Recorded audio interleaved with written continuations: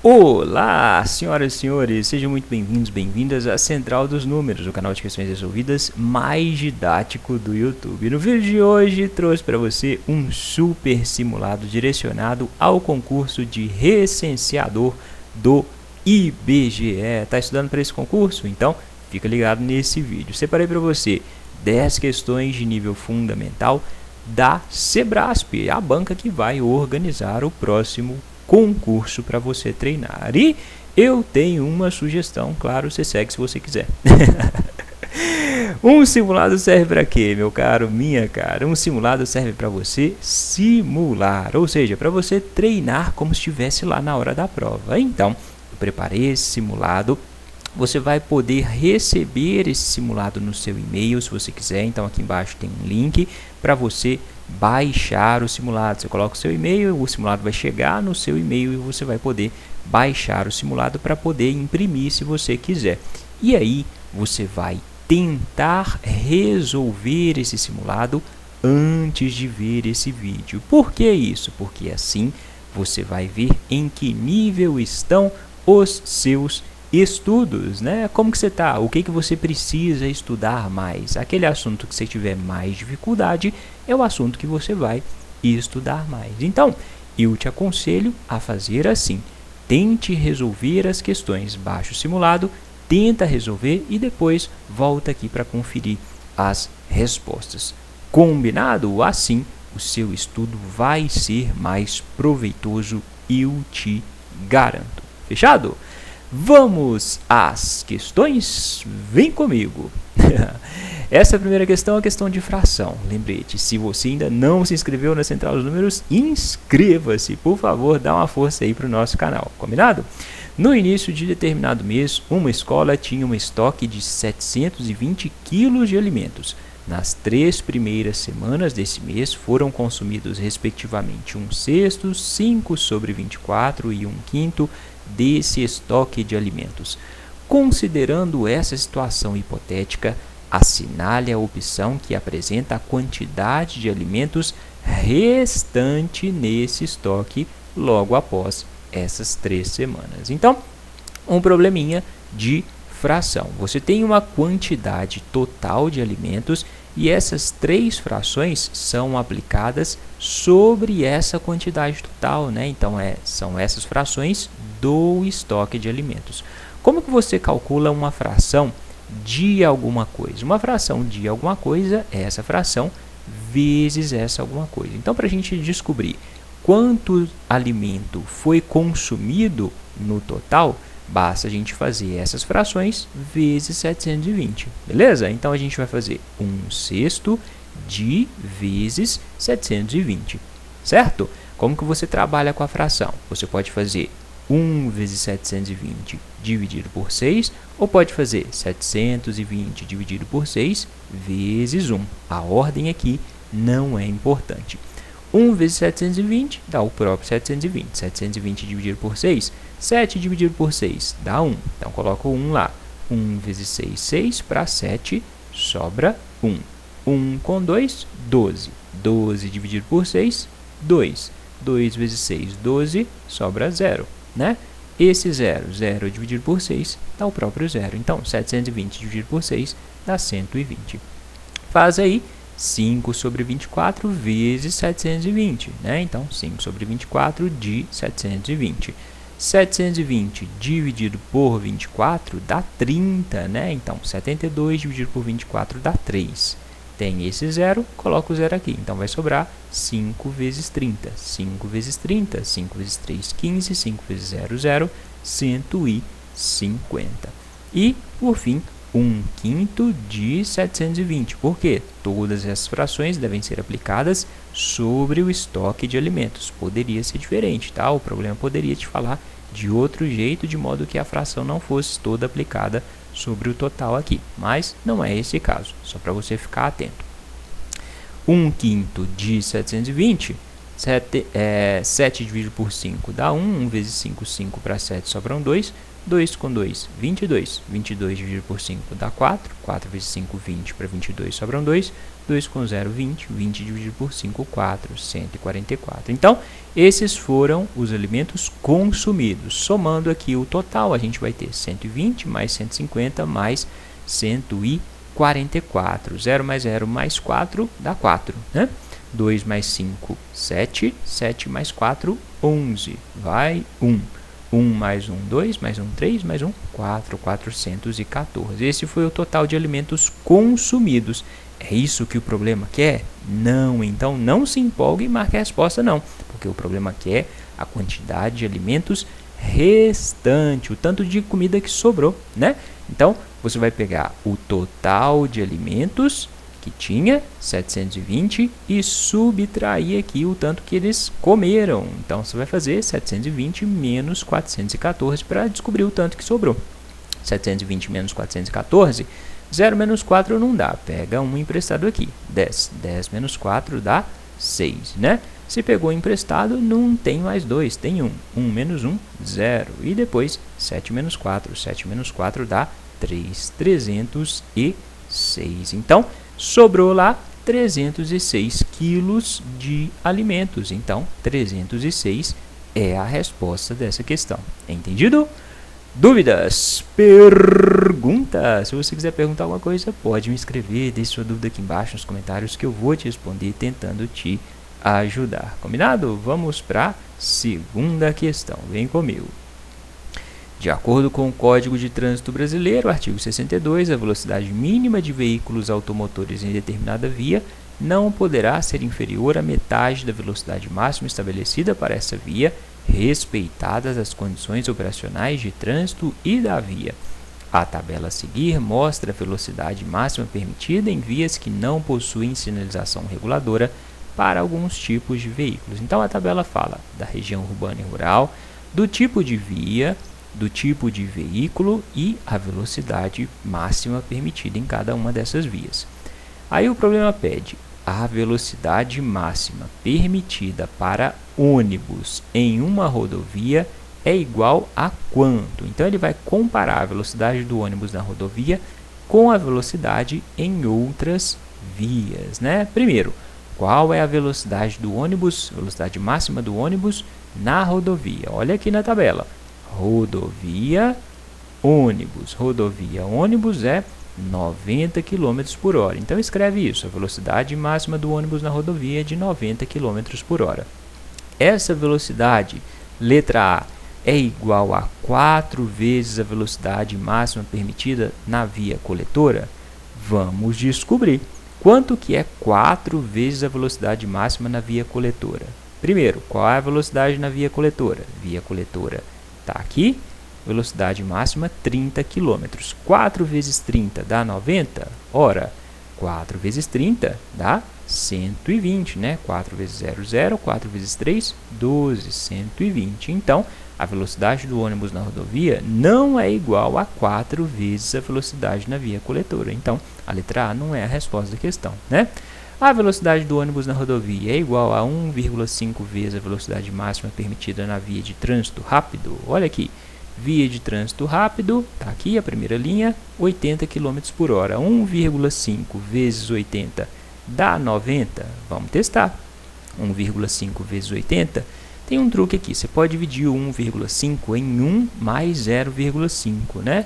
1 mais 0,5 dá 1,5. Aí você faz 1 vezes 80, 80. 0,5 vezes 80 é a metade de 80. 0,5 você pode ler como meio. Meio é a metade. 80 dividido por 2, 40. Então, 1,5 vai ser 80 mais 40. 80 mais 40, 120. 120 é igual a 90? Não! Então, essa não é a resposta da questão. A letra C tem uma fração mista, 1 inteiro e 5 sextos da velocidade máxima permitida na estrada. Qual é a velocidade da estrada? A velocidade da estrada, 60 km por hora. Essa fração mista vezes 60 dá 90? Vamos fazer. 1 inteiro e 5 sextos vezes 60. Você sabe trabalhar com essa fração mista, que tem um número inteiro e uma fração? Aqui não é uma multiplicação não, tá? É 1 inteiro e 5 sextos. Para trabalhar com uma fração mista, você vai pegar o denominador da fração, multiplicar pelo número inteiro e somar esse resultado com o numerador. Então, isso aqui ó, vai virar 6 vezes 1 mais 5. 6 vezes 1 mais o numerador, que era 5. Tudo dividido pelo 6. Beleza? Então, eu vou ter 6 vezes 1 mais 5 dividido por 6 vezes 60. 6 vezes 1, 6. 6 mais 5, 11. 60 dividido por 6 dá 10, né? 60 dividido por 6, 10. Então, vai sobrar 11 vezes 10. 11 vezes 10 dá 110. Então, 110 é igual a 90? Não. Então, essa não é a resposta dessa questão. Letra D. 1 inteiro e meio da velocidade máxima permitida na via arterial. Isso é igual a 90 km por hora? Tem que ser, né? Porque só sobrou essa alternativa. Então, eu tenho velocidade da via arterial. Velocidade da via arterial, 60 km por hora. 1 inteiro e 1 meio de 60 km por hora dá 90? De novo, fração mista. Pega o denominador, 2, multiplica pelo número inteiro. 2 vezes 1. 2 vezes 1, mais o numerador que já estava lá. Mais 1. Tudo dividido por 2. Então, vou ter isso tudo aqui vezes a velocidade da via arterial, que é 60. 2 vezes 1, 2. 2 mais 1, 3. 60 dividido por 2 dá 30. Então, vou ter 3 vezes 30. 3 vezes 30 dá 90. Ufa, chegamos na resposta, né? Então, a velocidade do ônibus na rodovia, 90 km, é igual a 1 inteiro e meio da velocidade da via arterial. É igual a 90. Então, essa é a resposta dessa questão. Então, essa é uma questão trabalhosa, né? Você tem que olhar alternativa por alternativa e ir conferindo se ela é a resposta da questão. Beleza? Vamos para a terceira questão? Vem comigo! Breve lembrete para deixar o like no vídeo. Já deixou o like no vídeo? Clica no like aí. Essa questão é a questão de porcentagem. A prefeitura de determinado município divulgou os valores do Imposto Predial e Territorial Urbano para 2009. Os valores atuais correspondem a um acréscimo de 6% sobre o valor do IPTU de 2008. Será dado um desconto de 15% sobre o valor reajustado ao contribuinte que optar pelo pagamento do imposto em cota única, que deverá ser feito até o final de fevereiro. Nessa situação, se o contribuinte optar pelo pagamento do IPTU de 2009 em cota única e no prazo estipulado para o pagamento com desconto, então o valor a ser pago será de quantos por cento em relação a 2008? Então, apesar do enunciado grande, é um problema fácil que está na vida de todo mundo, é o pagamento do IPTU, né?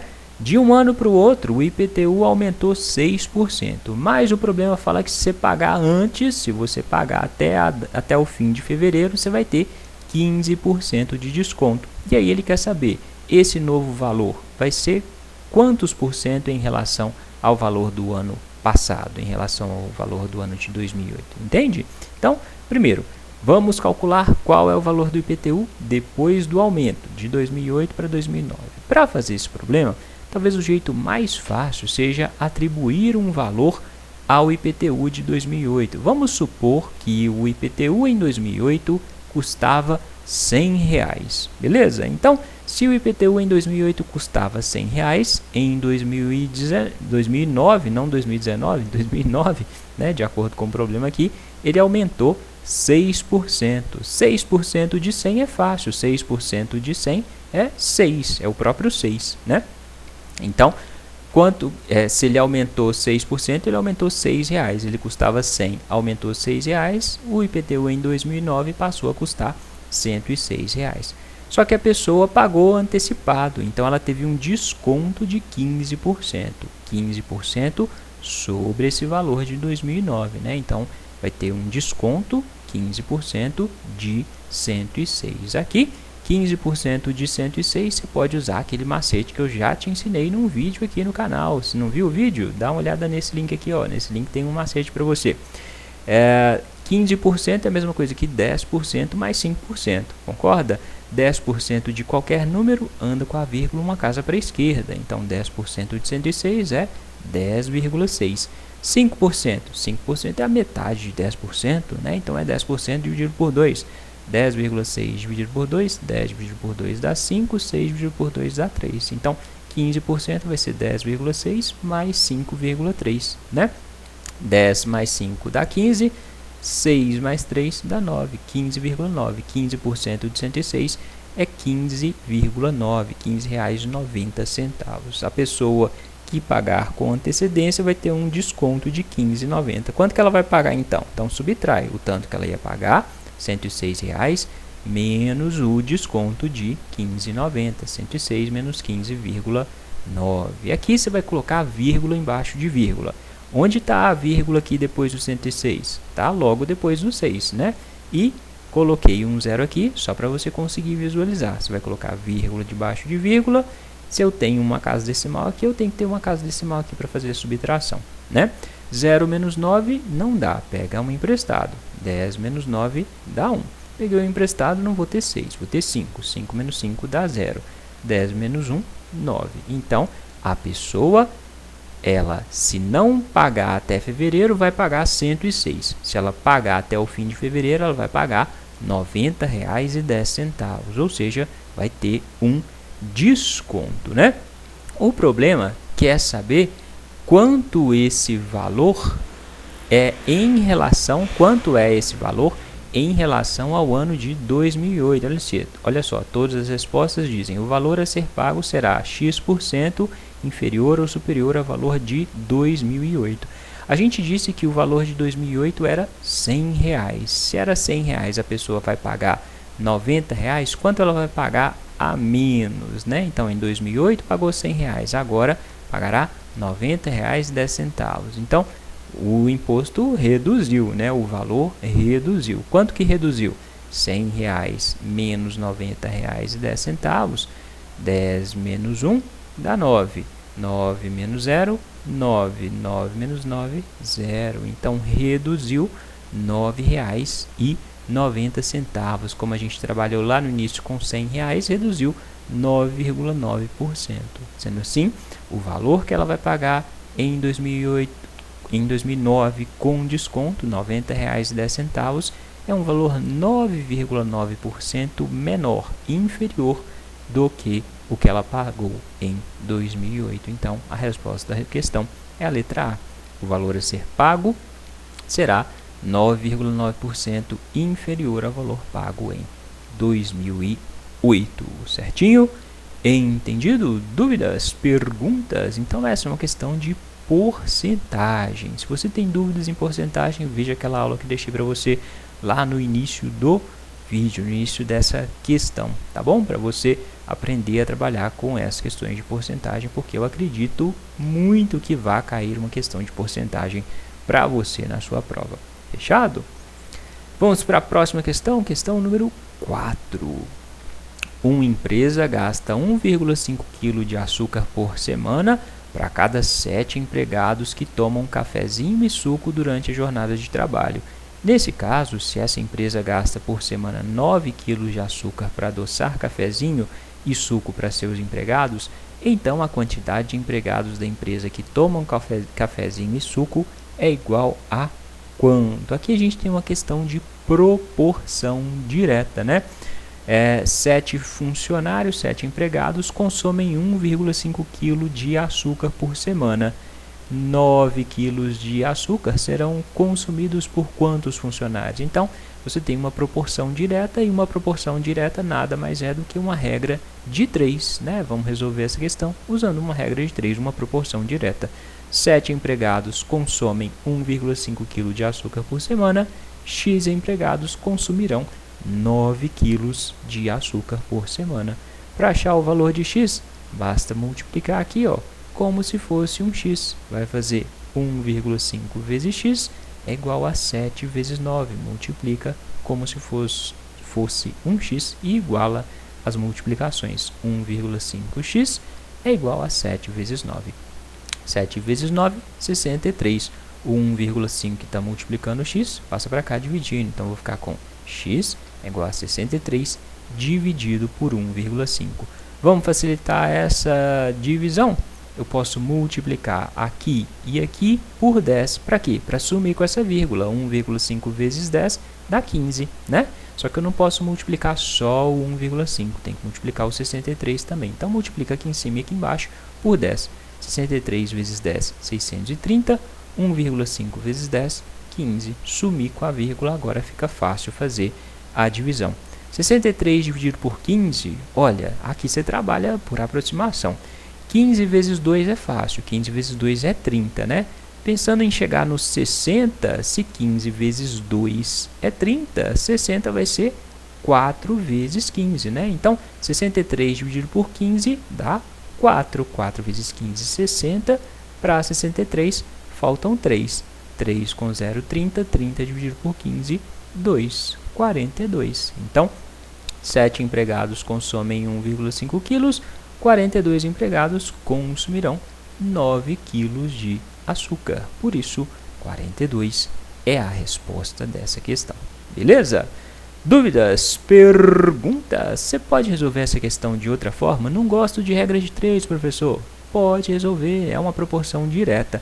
Você pode pegar aqui, ó, o 9 quilos, dividir por 1,5, descobrir qual é o número que dá nessa divisão. Esse número você vai multiplicar por 7 e aí vai chegar no valor de x. Beleza? Então, divide o 9 por 1,5. Que número dá? Esse número você vai multiplicar por 7, vai dar 42. Beleza? Então, vai ser o 6. 9 dividido por 1,5 dá 6. 6 vezes 7, 42. Certinho? Mas, acho que muita gente acha fácil resolver regra de 3. Você acha fácil resolver regra de 3? Comenta aqui embaixo, por favor. Vamos a mais uma questão de proporção. Mais uma questão de proporção. Para pintar 3 paredes de áreas iguais, um pintor gasta exatamente 2 latas de tinta verde e 1 lata de tinta branca misturadas para se obter a cor desejada. Nesse caso, considerando que essas tintas são encontradas apenas em latas como as primeiras, para pintar da mesma cor 8 paredes de áreas iguais às primeiras, o pintor precisará de quantas latas de tinta verde e quantas latas de tinta branca. Então, mais uma questão de proporção. Para pintar 3 paredes, ele gasta 2 latas de tinta verde. Para pintar 8 paredes, ele vai gastar X latas de tinta verde. Só isso. 3 paredes, ele gasta 2 latas de tinta verde. 8 paredes, ele vai gastar X latas de tinta verde. Beleza? Resolver regra de 3. Multiplica como se fosse um X. 3 vezes x é igual a 8 vezes 2. Então, esse vezes esse é igual a esse vezes esse. Só isso. 3 vezes x é igual a 8 vezes 2. Beleza? Esse 3 está multiplicando. Ao passar para o outro lado da igualdade, ele passa com a operação invertida. Qual que é a operação diferente da multiplicação? É a divisão. Então, você vai ter x igual a 8 vezes 2, 16, dividido por 3. 16 dividido por 3 dá uma dízima, dá 5,333333, né? O que significa esse resultado? Ele vai precisar de 5,3333 latas de tinta verde.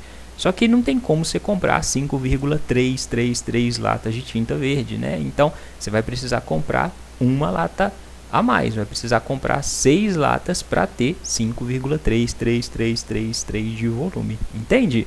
Então, serão necessárias mais de 5 latas de tinta verde. Se ele comprar 5, fica faltando 0,3. Então, ele tem que comprar 6 latas de tinta verde. A única opção de resposta aqui que tem 6 latas de tinta verde é a letra C. Então, a letra C é a resposta da questão. Não precisa nem calcular as latas de tinta branca. Entendido? Então, entende esse resultado? 5,3 é o número de latas de tinta que ele precisa. Só que você vai no supermercado, você consegue comprar 5,3 latas? Não, você consegue comprar ou 5 latas ou 6 latas. Se ele precisa de mais de 5, ele tem que comprar 6 latas. Beleza? Vamos para mais uma questão, questão número 6. Outra questão envolvendo porcentagem, mas essa porcentagem com proporção. Uma refeição contendo frutas, verduras, legumes, carnes e cereais é considerada balanceada se 40% são carboidratos, 34% são proteínas e 26% é gordura. Nesse caso, se uma refeição balanceada contém 180 gramas de carboidratos, essa deverá conter quanto de proteína e quanto de gordura? Ora, você sabe que tem 180 gramas de carboidratos e na refeição balanceada, carboidratos são 40%. Então, você pode falar que 40% corresponde a 180 gramas, né? 40% de carboidrato corresponde a 180 gramas. Sendo assim, as proteínas, 34%, vão corresponder a X. Resolve essa questão de novo usando uma proporção direta, uma regra de 3, né? Proporção direta está lá no edital? Sim, está no edital. Então, pode cair questão de regra de 3 para você. Então, resolve como se fosse um x. 40 vezes x é igual a 34 vezes 180. O 40 que está multiplicando o x, passa para o outro lado com operação invertida, passa dividindo. Então, você vai ficar com x igual a 34 vezes 180 dividido por 40. O que eu posso fazer aqui? Tem que fazer todas essas contas de uma vez? Não, a gente pode ir simplificando, né?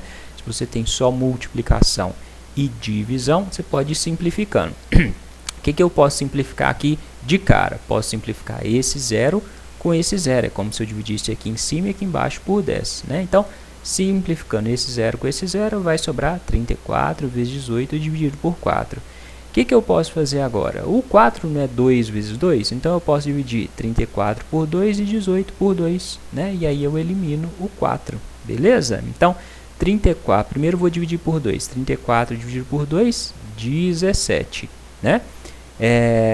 18 dividido por 2, 9. 4 dividido por 2, 2. 2 dividido por 2, 1. Então, ficou 17 vezes 9, entendeu?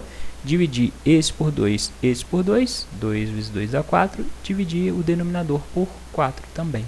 Beleza? Simplifiquei por 2. E aí a conta fica fácil. Sobra 17 sobre 17 vezes 9. 17 vezes 9, 153. 9 vezes 7, 63. Vão 6. 9 vezes 1, 9. Com 6, 15.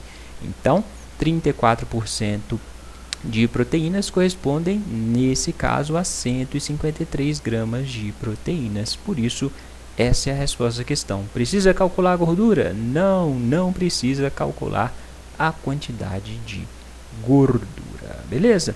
Não sei se ficou claro aqui o raciocínio, desculpa. Eu só simplifiquei por 2 duas vezes, né? Então, primeiro, divide o 34 e o 4 por 2. 34 dividido por 2, 17. 4 dividido por 2, 2. Então, sobrou 17 vezes 18 sobre 2. Agora, divide o 18 por 2. 18 dividido por 2, 9. 2 dividido por 2, 1. Então, eliminei o denominador. Beleza? Ao simplificar. Entendido? Vamos para a questão número 7. Vem comigo. A tabela a seguir mostra a capacidade máxima e o volume no dia 13/12/2008 de alguns açudes no estado da Paraíba, de acordo com a Agência Executiva de Gestão das Águas do estado da Paraíba. Então, você tem diversos açudes, o volume máximo, ou seja, a capacidade máxima, e o volume nessa data, né? Qual que era o volume do açude nessa data, quanto de água tinha lá naquele momento que eles olharam. Comparando as capacidades dos açudes citados na tabela, é correto afirmar que a capacidade do açude Poções é superior a 100 vezes a capacidade de qual dos outros açudes? Ora, para descobrir se essa capacidade aqui, 29.861.562, que é a capacidade máxima do açude de Poções, é 100 vezes maior que algum desses outros, eu tenho que calcular quanto é 100 vezes a capacidade desses outros açudes. É fácil, né?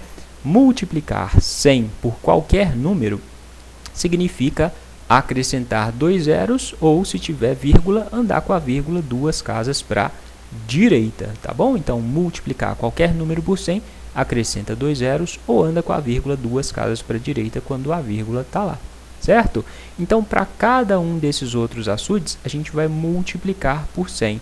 Como não tem vírgula aqui, é só acrescentar 2 zeros em cada um, na frente de cada um. Acrescenta 2 zeros aqui, né? Aqui, aqui, aqui, aqui. Você vai ter esses números, Cafundó. Era 313.680. Acrescentei 2 zeros, virou 31.368.000. Frutuoso, 315.722.000. Olivedos, acrescento 2 zeros, 587.512.400. Pimenta, 25.574.400. Sempre acrescentei 2 zeros porque multipliquei por 100, já que ele quer saber esse aqui é 100 vezes maior do que qual, né? 100 vezes a capacidade de qual. Então, depois que eu multipliquei por 100, esse valor aqui, 29.861.562, é maior que qual desses valores?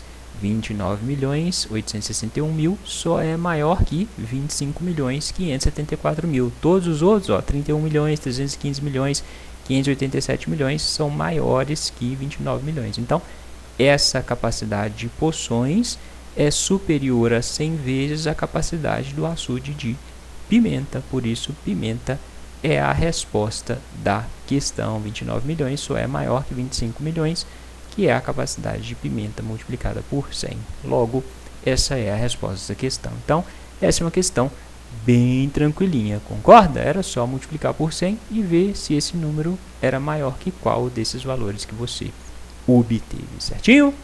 Vamos para a questão número 8. Vem comigo. Já deixou o like no vídeo? Deixa aí, manda esse vídeo para alguém, pode ser? Em uma loja, há 2 tipos de recipientes para guardar café e açúcar. Um cilíndrico com volume igual a π sobre 2 decímetros cúbicos e outro cúbico com volume igual a meio decímetro cúbico. Nesse caso, é correto afirmar que a capacidade do recipiente cilíndrico é qual em relação ao recipiente cúbico? Então aqui a gente tem uma questão de volume. Lá no edital fala que pode cair questão de área, perímetro e de volume, né?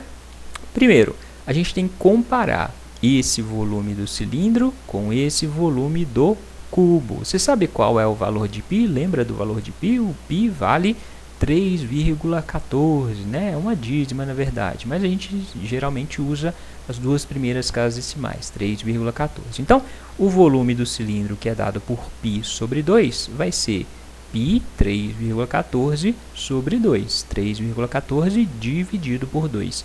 3,14 dividido por 2 dá 1,57, né? Então, o volume do cilindro é 1,57 decímetros cúbicos. Aí você tem que conferir alternativa por alternativa. A letra A diz: esse volume do cilindro, 1,57, é superior a 3 vezes a capacidade do recipiente cúbico, ou seja, esse número é maior que 3 vezes 0,5.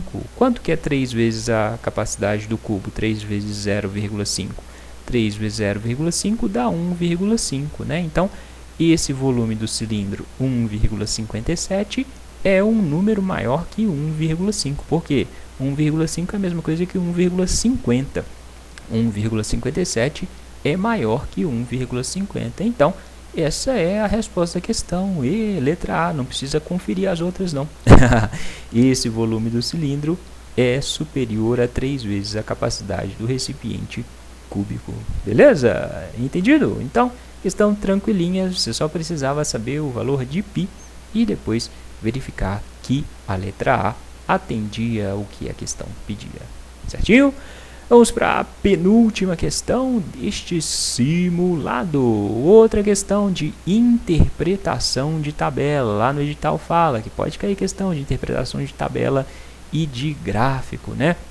Em uma biblioteca, os livros são emprestados pelo prazo máximo de 15 dias. Você pegou o livro, você pode ficar 15 dias com o livro.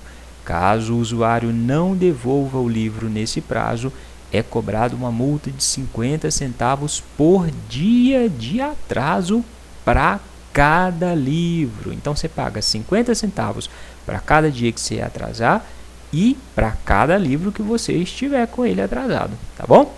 A tabela a seguir mostra a situação de empréstimo de livros de 10 usuários dessa biblioteca em determinado dia. Então, tem aqui os 10 usuários, o número de livros que tem com cada um e quantos dias eles já estão com o livro. Lembrando que eles podiam ficar com o livro só 15 dias, né?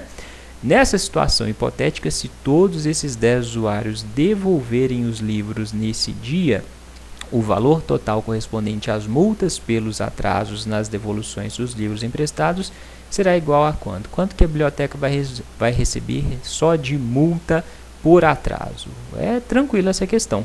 Primeiro, as pessoas podem ficar com o livro 15 dias. Olha quem está com o livro há mais de 15 dias. A primeira aqui, ó, 12 dias, então não está atrasado. 15 dias, está no limite, não está atrasado. 10 dias, não está atrasado. 20 dias. 20 dias, se ela podia ficar com o livro 15 dias, quantos dias de atraso já tem? 20 menos 15 dá 5, já tem 5 dias de atraso, né? 8 dias, está tranquilo?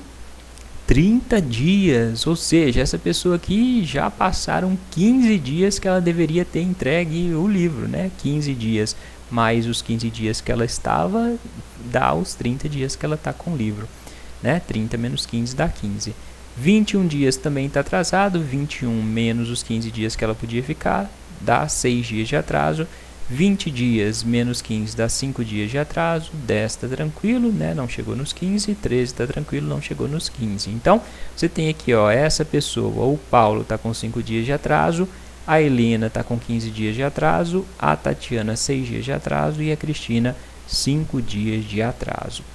Aí, cada dia de atraso a pessoa paga 50 centavos, né? Então você vai multiplicar esses dias de atraso aqui por 50 centavos. 5 vezes 50 centavos, 2,50. 15 vezes 50 centavos, 7,50. 6 vezes 50 centavos, R$3. 5 vezes 50 centavos, R$2,50. Só que você tem que saber se essas pessoas estavam só com um livro atrasado ou se tinha mais de um. Então, o Paulo estava com 2 livros, então ele vai pagar R$2,50 para cada livro que está atrasado. R$2,50 para o primeiro livro, R$2,50 pelo segundo livro. Então, multiplica R$2,50 por 2. R$2,50 por 2 livros, o Paulo vai pagar R$5. A Helena só estava com um livro, então vai pagar só R$7,50 mesmo de multa. A Tatiana um livro só e a Cristina um livro só. Então, o total da multa vai ser R$5, que a biblioteca vai receber, né? R$5 mais R$7,50 mais R$3 mais R$2,50. Para somar esses números com casas decimais, coloca vírgula embaixo de vírgula. Os números que não tem vírgula, coloca vírgula 0, tá? 5,0 é a mesma coisa que 5, R$5. 7,5, R$7,50, R$3 e R$2,50. Certinho? Soma tudo, 0 mais 5 dá 5, 5 mais 0, 5 mais 5, 10, vai 1. 1 mais 5, 6, 6 mais 7, 13, 13 mais 3, 16, 16 mais 2, 18, vírgula embaixo de vírgula, mantém a vírgula aqui na soma, certo? Então, a biblioteca vai receber só de multa R$18, por isso 18 é a resposta dessa questão, certinho? Dúvidas, perguntas? Então, essa é uma questão de interpretação de tabela que pode cair na sua prova, está previsto no edital de licenciatura. Agora a gente vai para a última questão dessa prova. Vem comigo. Existem 2 tipos de conservação de alimentos pelo frio: refrigeração e congelamento. Para manter alimentos refrigerados, é necessário mantê-los em temperaturas entre 0 e 7 graus Celsius. Para o congelamento ser eficiente, necessita-se de temperaturas de menos 18 graus ou inferiores. Existem micro-organismos que ainda crescem a temperaturas de menos 10 graus Celsius, acarretando perigo se o congelamento for mal monitorado. A temperatura de menos 18 graus Celsius ou menos ocorre a inibição total de micro-organismos. Nesse caso, um alimento refrigerado a temperatura de 5 graus Celsius ficará livre de micro-organismos se a temperatura for diminuída de, no mínimo, quantos graus? Então, o alimento está a 5 graus. Para ele ficar livre de micro-organismos, ele tem que chegar a menos 18 graus. Quantos graus ele tem que diminuir? Vai por partes, né? Se ele está a 5 graus, ele tem que descer quantos graus para chegar a 0 graus? Se ele está a 5 graus, para chegar a 0 graus, ele tem que diminuir 5 graus, né? Para baixar de 5 até 0, você tem que diminuir 5 graus, certo? Cheguei em 0 graus. de 0 até menos 18, quantos graus tem que diminuir? Ora, de 0 até menos 18 tem que diminuir 18 graus, né? Então, primeiro baixei de 5 até 0, depois de 0 até menos 18. De 5 até 0 são 5 graus de diferença, de 0 a menos 18 são de 18 graus a menos. Então, qual é o total que ele tem que diminuir? Tem que diminuir 5 mais 18. 5 mais 18 dá 23. A redução total para chegar a menos 8 graus, a partir de 5 graus, tem que ser uma redução de 23 graus Celsius. Essa é a resposta dessa questão. Entendido? Dúvidas, perguntas? Chegamos ao fim do nosso simulado. E aí, você conseguiu resolver? Foi bem?